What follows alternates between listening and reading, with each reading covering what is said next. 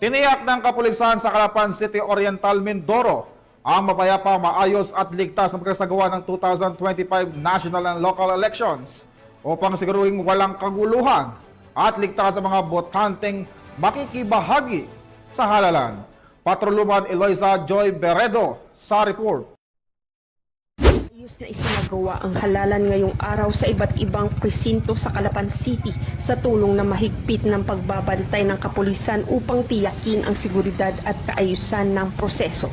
Ayon sa Philippine National Police Calapan, nakalatag ang mga pulis sa bawat voting center upang siguraduhin sumusunod ang mga botante at kandidato sa mga umiiral na alintuntunin. Bahagi ang kanilang mandato ang pagbabantay laban sa anumang uri ng karahasan, vote buying at iba pang election-related offenses.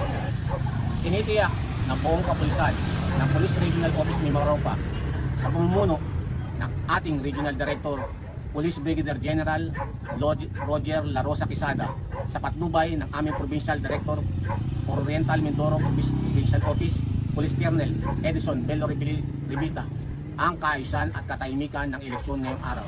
Sa ngayon ay nananatiling mapayapa ang kalagayan sa lahat ng ating polling precincts. Patuloy ang aming pagbabantay para matiyak na walang magiging aberya. Bukod sa pisikal na pagbabantay, nagpapatupad din ng mga otoridad ng checkpoint sa mga pangunahing kalsada para sa dagdag seguridad. Nagsasagawa rin ang mga pulis ng regular na pag-iikot upang agad na marespondihan ng anumang insidente.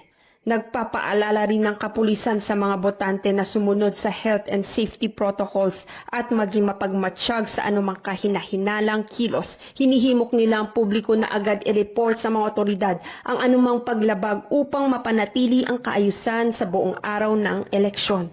Inaasahan ng mga otoridad at mamamayan na maging mapayapa at matagumpay ang buong halalan tungo sa pagpili ng mga lider na tunay na magsusulong sa kapakanan ng bayan.